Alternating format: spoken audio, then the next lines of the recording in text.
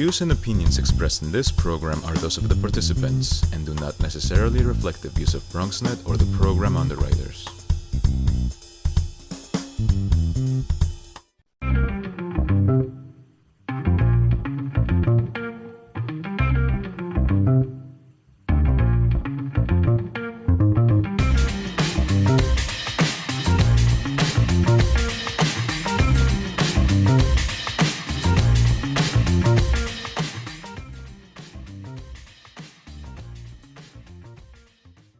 Hey there, welcome to the Bronx Buzz. This is BronxNet's program where we talk to writers and journalists and editors and videographers and filmmakers. I say that with emphasis on purpose, photographers, anybody really putting anything out in the borough of the Bronx. And this evening we're thrilled. We have an actor and he's put something out about our neighborhoods and about who we are in this day and age. It is my pleasure to welcome Stephen Greenstein. Nice to have you with us, Stephen. Thank you, Gary. We found out that we're Bronx brothers. We're Bronx neighbors. We don't live too. I was looking out the window here to see if I could see you, but not quite. Well, we get our T-shirts made not too far from you. Our COVID Diddy T-shirts right there on 238th as you go up the hill. There you go. Oh, I know. I actually, of course, I know the place. Anyway, aside from being neighbors, Steve, you're an actor. Why don't you just tell people about some of the stuff that you've done so they can get a little bit of the background? Well, I've been a professional actor going back to 1983. I started my career in the Hill Street Blues era, and I call myself the king of co-stars. I have over 33 network television and film credits where I've worked alongside people like Burt Lancaster, to Tim Robbins, and to more recently Patti LuPone in the show called Pose at FX, which is actually located, their production house is in the Bronx. People don't realize how filmatic and cinematic the Bronx has become, but Silver Cup North is in the Bronx. So my last credit before the pandemic hit was the hit show Pose. I had a nice role opposite Patti LuPone. So I've been doing this most of my adult life, yeah. In just a moment, we're going to talk about something called COVID Diddy. But I want to ask you about something that I've asked a lot of actors about, and that is growing up in the Bronx. It becomes a really good incubator for many people who act, who say, you know what, this was the best thing that I could have done to fuel my acting career. I'm guessing that you feel the same way. That's a great question, because there's so many characters that I can play in the theater that I get my juice from the characters that I saw on the streets growing up in the Bronx. For instance, West Side Story. Let's look at West Side Story. Shrank, Krupke, Doc, who has the sweet shop. Now, the sweet shop is the candy store in the block that we all knew, right? Officer Krupke was the beat cop. So I was blessed enough to play Officer Krupke in the London production in 2008, which is quite something. Here I am, a kid from the Bronx, staying with the acting for so long. And then I remember auditioning and just getting into, well, who's going to play Officer Krupke in London? It's got to be a guy like me. He can't be a British actor. What the heck they know? They do great accents and stuff, but you got the real deal here. So yeah, I think it's a great resource once you own yourself as a character actor, which I am. And I found that I could play, look at Guys and Dolls, the roles in Guys and Dolls. I mean, the opening scene of Guys and Dolls, you could put that at 231st Street and Broadway, everyone running and crisscrossing. It's a great question. I think once you own yourself and your type, they call it, know your type as an actor, you can really dig in with your imagination, parts of who you are, and the two can meet. And you can really draw on all these wonderful voices you heard growing up in the Bronx. And you know, I'm in total sync with you. I mean, I understand it fully. We're all characters. You walk down the block, you know, everybody you see is a character. If you grew up here and played ball in the schoolyards like we did and everything else, you know, it becomes part of you. It's very easy to adapt to it. And certainly if you have the talent, I could never be an actor. This is what I do. Anyway, let's talk about COVID Diddy.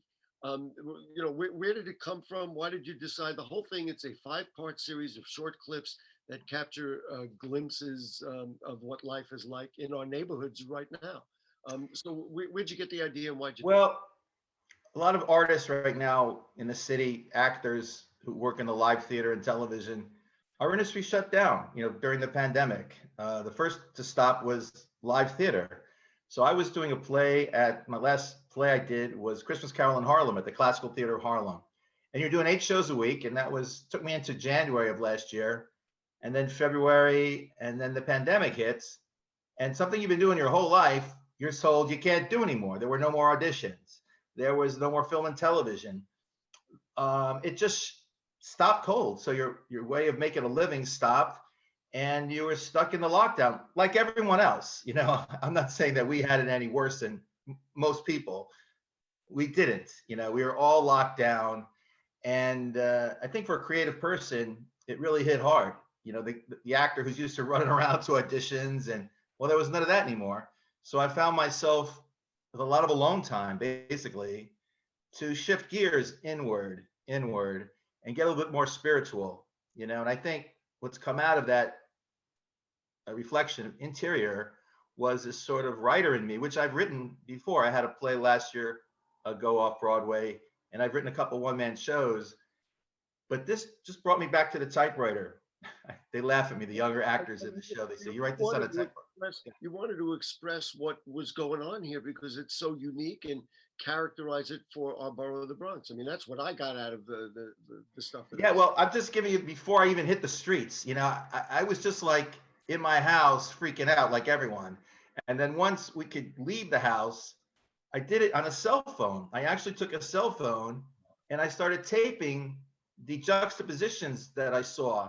Like, I couldn't believe the 3 addictions were open. I mean, you could have fast food at McDonald's. You could drink yourself to death at the giant liquor store at 238, which was open.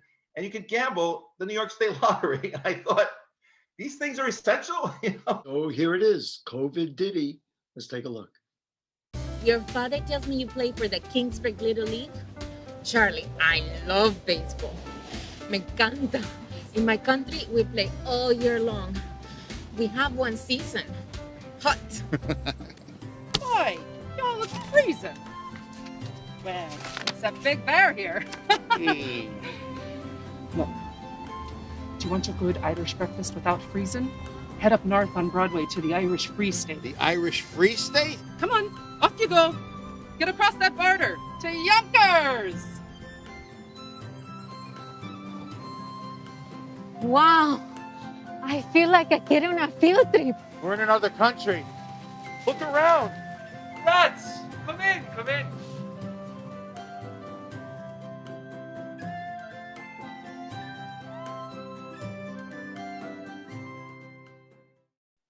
Well, there you go. There's a sampling of it. All this stuff was shot in our neighborhoods, right? I mean, it certainly reflects the borough of the Bronx. And you also brought in like all the people you knew. This was like a bit of a culmination in a way. You kind of re-put together all the things you had developed over the years. Well, what happened was I, put casting notices out for people. This particular episode is the road trip to find indoor dining. So the waitress there is an excellent actress. She's actually one of our crew members also. But it wasn't that she was just offered the part. She had to audition. And I actually put a casting notice in Yonkers, where the episode goes to, in the Irish community there at the Irish Community Center. And I was inundated with professional actors from Ireland, headshots and resumes. And we found a wonderful actor later in the episode to play a waiter who's from Ireland, is an Irish actor. And it's a very, important episode now because people are really stuck. Where are we going to eat if there's no indoor dining here in the Bronx? But literally, you can go 2 or 3 miles north to Yonkers and find indoor dining. So once again, juxtapositions, strange happenings. It was just natural for me to start writing about it. And it's what's been going on now. The other segment, we're going to show a real short clip, and I told you before that it really hit me right here, is this idea of me and Mr. Lee was another episode. And a little, I don't even think I want to introduce it. Let's just watch a Bronx boy doing what Bronx kids do. Are you ready? All right, here we go. Me and Mr. Lee. Take a look. The other day, I was upset that your business was slow. And people were not coming here to eat as much. All my friends come here.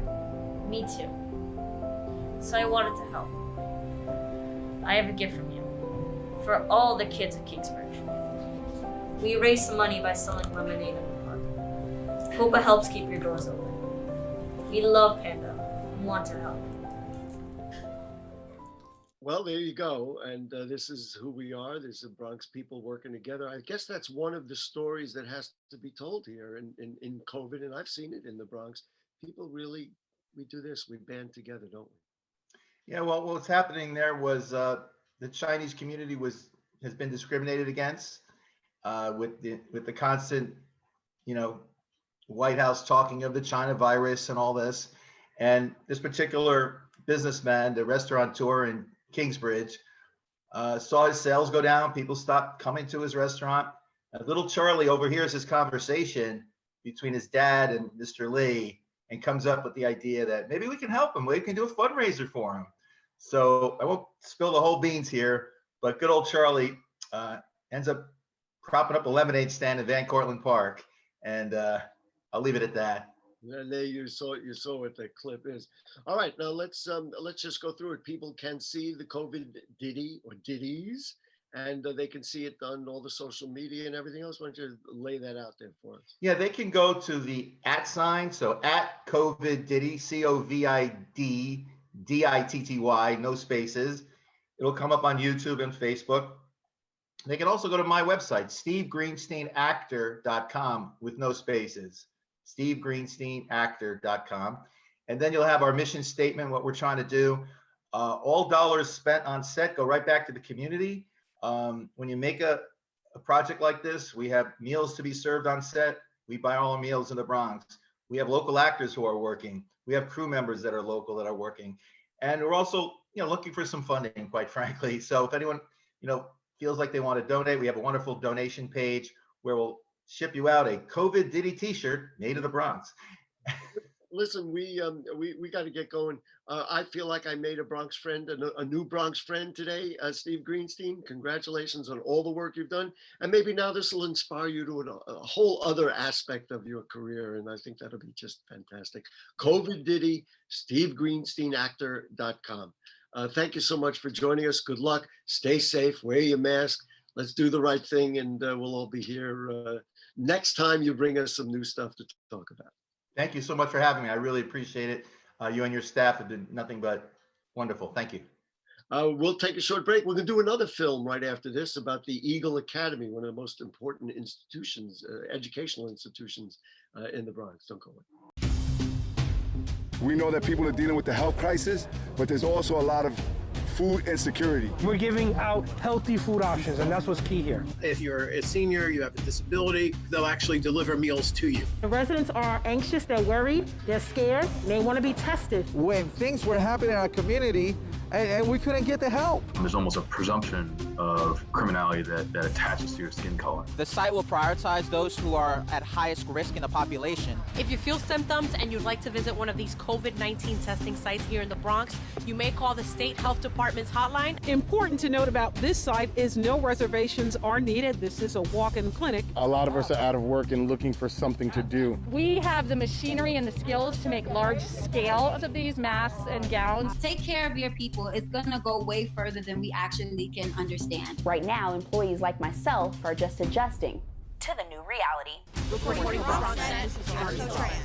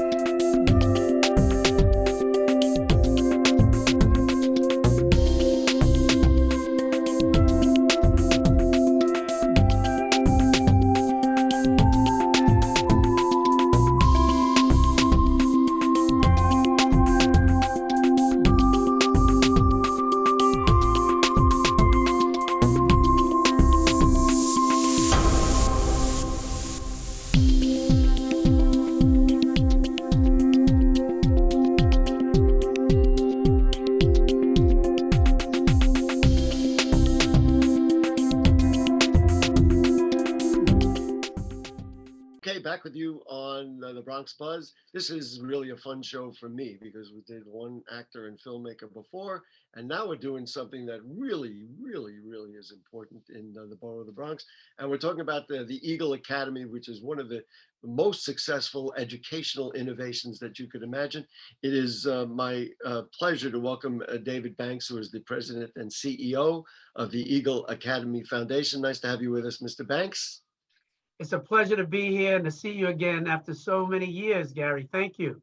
We were talking before the show that David, if you don't mind, and I we've been talking about these same issues for a long time. And the producer of a new film called The Infamous Future is John Campbell. And John, it must have been a real pleasure to, first of all, welcome to the program. Nice to have you with us. Thank you for having me, Gary. And it must have been a real pleasure to videotape and film something that was so successful. This has been my greatest pleasure, really. Well, there you go. Let's establish for people who don't know, David Banks, what is the Eagle Academy? And we know it started in the Bronx, and why has it been so successful? You know, the Eagle Academy is it's a network of all boys schools in New York City, and we actually have one in Newark, New Jersey as well. But it was the brainchild of an organization that I've been a part of for many years, 100 Black Men. 100 Black Men is a civic organization of professional men, been around for over 50 years. And we were looking at all the data showing, young men of color, Black boys, Latino boys in particular, and how much they were struggling to graduate from our schools, how many of them were being locked up in the criminal justice system. And we thought that, we should lean in and do more to try and help. And so we helped to get a school started. And it's not a private school. It's not a parochial school. It's not even a charter school. It's a traditional public school. And I was the principal of the school in the Bronx as we got started back in 2004. And since that time, I have moved over to head the Eagle Academy Foundation. And my role there is to support all the other schools that we have created. So we now have created an Eagle Academy in every borough in New York City, one in Newark, 3,000 boys, 2,000 graduates, where we make sure we teach them about leadership and citizenship and being fully engaged and giving them what they need to believe in themselves and to become successful. It has been the work of my life. It really has.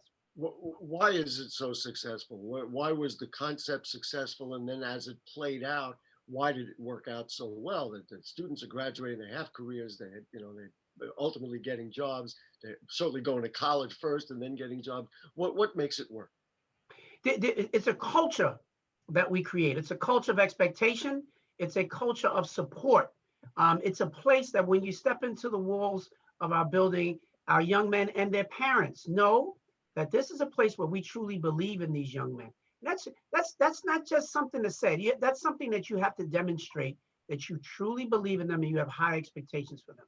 We have mentors for these young men. Our teachers get trained in the best practices for how you engage our boys in the classroom. You think about it, Gary. If anybody has a son and a daughter, they know boys can sometimes bring a different kind of energy, and you've got to know how to manage that energy in the classes. But most teachers have never been trained in how to work with boys in our schools. And so we go in depth around how we do that and how we make sure, what are the things that it takes to engage boys and to get them to actually be working for their own success and not become disruptive in school. There's a brotherhood that they form amongst each other that is really important. We get our parents and the community deeply involved, providing internship opportunities for our kids so that they know what's at the other end of the spectrum. All those things are really important. John Campbell, what's the challenge to representing this in film? And I saw the film, and why were you so successful at it? What made it sing? Well, honestly, it was the success of the teachers, the principals, the Eagle Academy Foundation. It was really their success, and really my job was to shine a light and highlight what they are doing. And that inspired me initially. And with that, I decided, because the film was actually a different story at the beginning, but once I was inspired by what was happening with Eagle Academy. I changed the entire production and focused solely on Eagle Academy, and I'm more than thrilled because really the success is already there. The way that we're about to take a look at the trailer for it, the way that Mr. Banks presented it was, I've got this greatest story that's never been told before. So I guess as a filmmaker, you really, especially if you're a documentarian, you know, you're looking for something that's real and means something. Sounds like even the concept inspired you too. I can tell you that is a true line that actually happened the first day that I met David. David Banks, I walked into his office and that's what he said to me. And I literally kind of lost my breath for a second. And then he chose to take me around to all of the schools.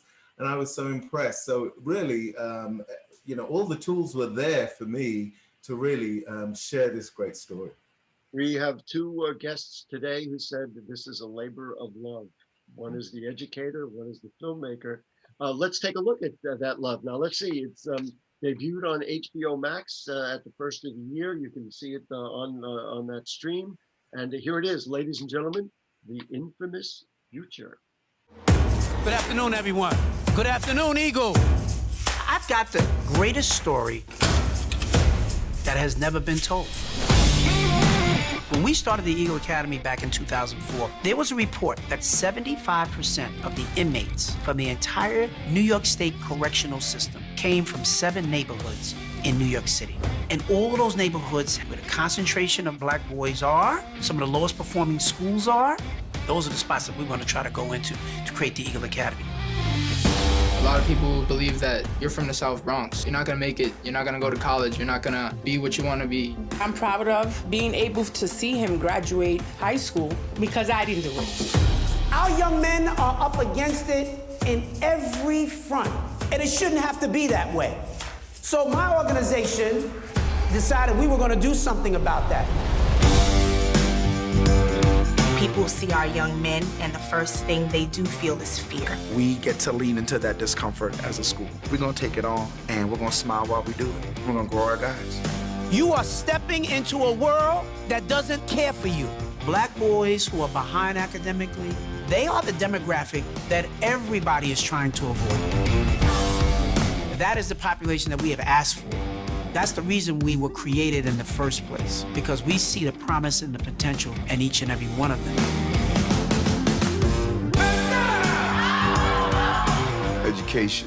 It is an ocean liner. We have to slowly turn that ocean liner around, and this is a starting point. You are going to face challenges each and every day. Repeat after me, young men of Eagle Academy. The champ is here. What you say? Who's here? Well, there you go. The Infamous Future. I'm going to, you know, if we were in a big room, everybody would give it applause. Mr. Banks, let's talk about why, you know, what works about this and why was documenting it so important to you?